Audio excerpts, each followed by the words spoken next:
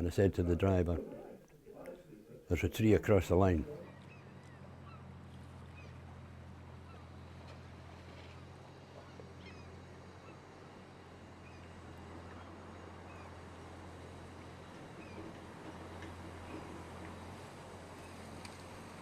My name is Maurice Tyndall, and I joined the railway in 1956 as a cleaner, which consisted of cleaning the engines' fires out, coaling them and filling the tanks with water, and various other little bits and pieces in the engine shed, cleaning up engines and things like that. It was a busy depot, Oban depot. There was, well, there must have been about 7 or 8 drivers at least, and as many firemen, of course. And then there was a squad of young lads that were cleaners.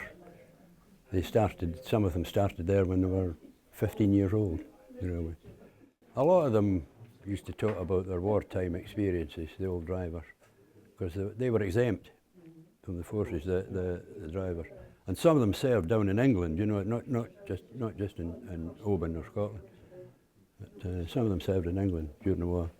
There was a shed master in the depot, and there was we had 2 fitters and 1 fitter's mate. They did the mechanical side of the engines if there was any breakdowns. Any idea how many engines there were? Let's see, there would be, I'm trying to think how many would be lined up in the engine shed. There would be maybe 1, 2, 3, 4 in the engine shed, and maybe 2 in use outside. But we had a big coal hopper for filling the tenders with coal, and then the water tank for filling the water, and then the turntable. When you come in off your shift, you had to clean out the fire. That was your first job. That was left up to the fireman. The driver did all the oiling of the mechanical bits, and we cleaned out the fire. And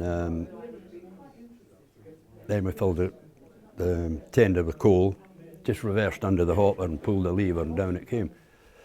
Filled the tank with water, and then onto the turntable. And it wasn't a mechanical turntable, driver at one end, fireman at the other. 2 big levers, and you just had to balance the engine perfectly. And then you turned the engine round, and that was you ready for. You left a little fire behind the, you left a little fire just behind the fire door for the next shift coming on, and the fireman would spread that and build up the steam in it. But, some engines were better than others, you know. Some are good. I used to say some would raise steam with a box of matches, and others, you know. And the coal we got in Oban was grade 1 coal because of the gradients. We now and again got an engine coming from the central belt, which was a mixture of coal and briquettes and bits and pieces like that, you know, where they were on the level all the time.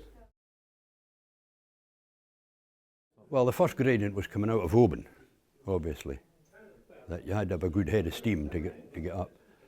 The trains are different nowadays, but if there was any more than 8 coaches at that time, you had to have 2 engines. The 2 of them were hooked up together, and he came off at the top of what they called the summit. And then there was the Dalmally, what they called the Dalmally Bank. When you left Dalmally, that was another steep climb. Well, they covered from Oban to change over at maybe Strathire from the Glasgow train coming in. That would be the changeover point.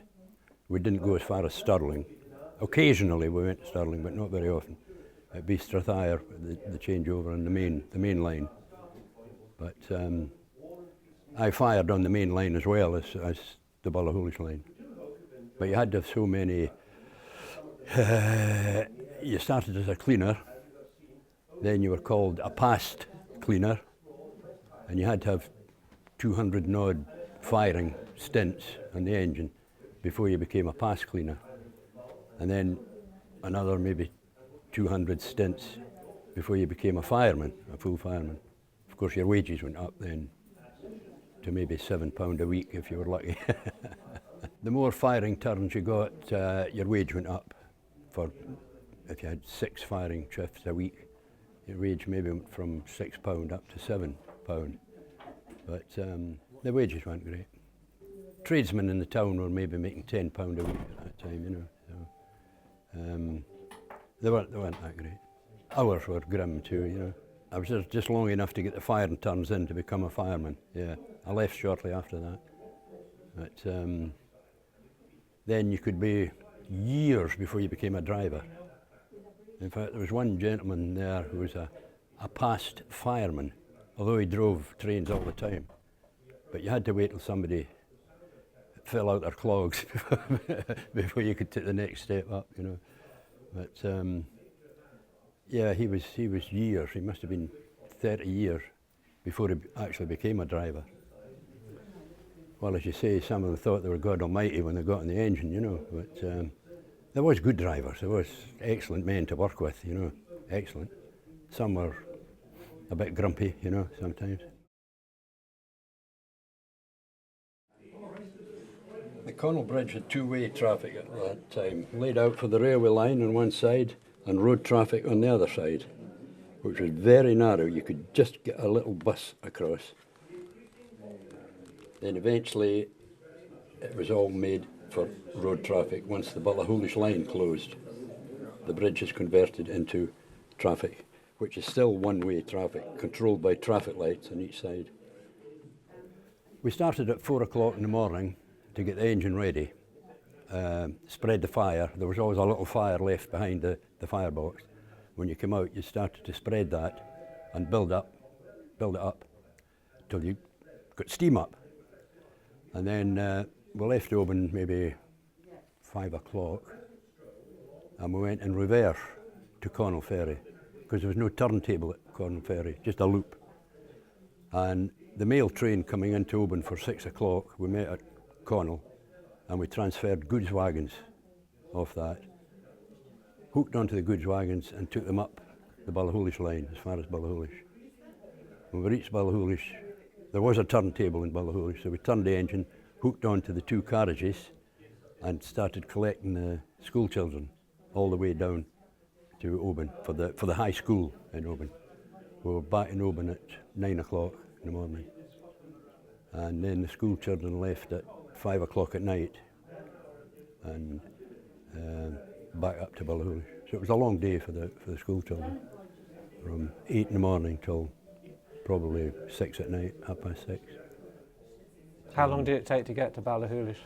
Well, it all depended how many stops you had, you know. You had to stop at all the wee stations to let the school children off. And but I don't think it took much more than an hour and a bit to come down the line. There again, depending on how many stops you had. What sort of engines were you working on? We called them pugs. There'll be a class, but I don't remember what class they were. The bigger engines on the main line were what we called hikers. I think they were class 5s. But I don't know what class the little ones were. We just called them pugs. There wasn't so many people travelled in that line that I can remember. It was mostly all people from the villages coming into Oban, you know, for their shopping and things like that at that time. But it was busy enough. And of course there was the school children every day that practically by the time you reached Oban it had filled the train. There's only 2 coaches, of course, you know, and it wasn't corridor coaches. But the girls would go into one coach and the boys would go into the other coach. Can't remember the train ever being full. But, no, it was busy enough for that line. Must have been to keep it going all these years, you know, before Beeching axed it. Yeah. But, now it's a cycle path up as far as Ballachulish. Yeah. You did all the uncoupling, yeah. As they reversed the engine back, you were there with the big chain, the big coupling. This thing weighing 30 ton coming back to us. And then the air brakes and air pipes. Some of the trains didn't have air brakes. The main liners did, they had air brakes, you know. That little Ballachulish line, you just depended on the engine brakes, and if you had a guard's van in the back, he could brake as well. there was a loop in Connell where you could go round and hook on and then head up Chimney First, yeah. And now and again you had to pick up 2 or 3 sheep on the way back down or the way up, you know, and things like that. At least with the mainline trains you didn't start early in the morning. So, but what they called the late train, it didn't get in Tob until after 9 o'clock at night. Then you had to go back to the depot and start cleaning the fire out, you know. And when you're 21 and you want to go to a dance, by the time you get home and wash yourself,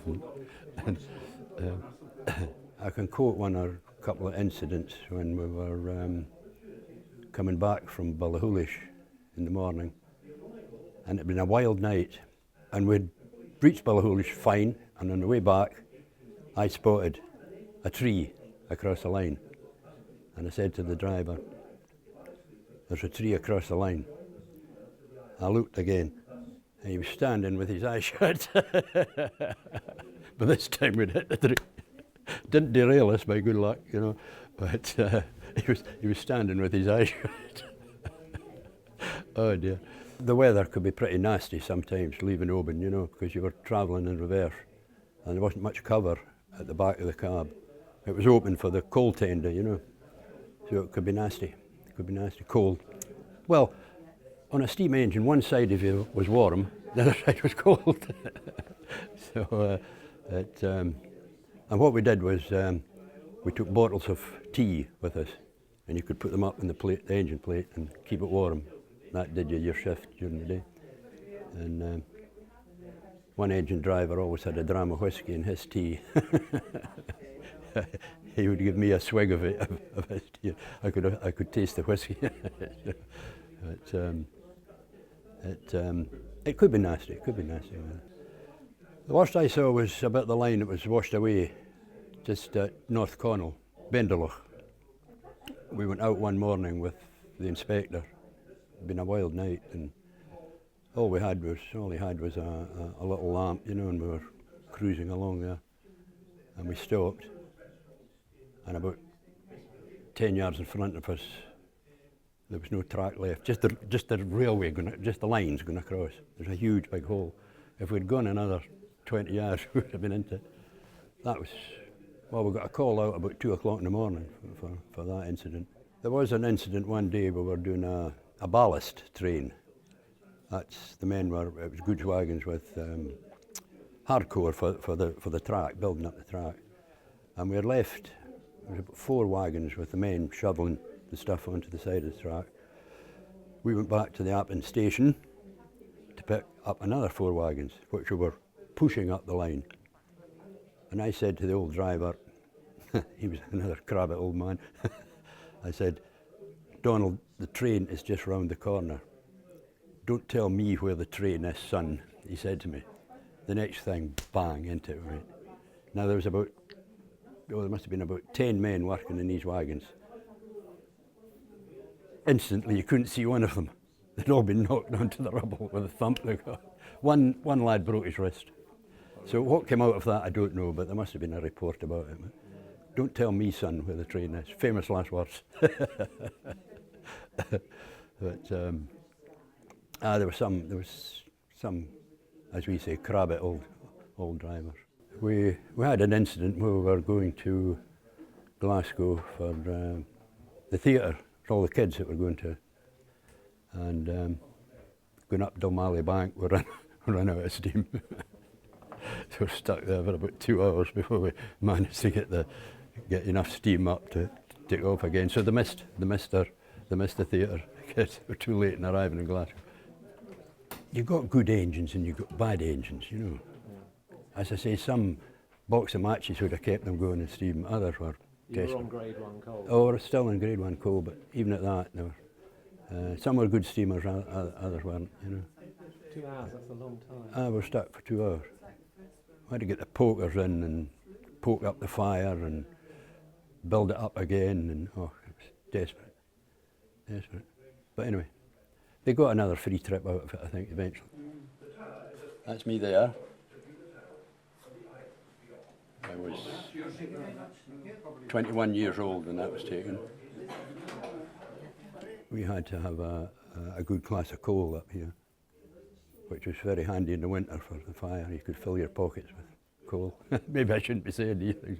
It's 60 years ago, so maybe.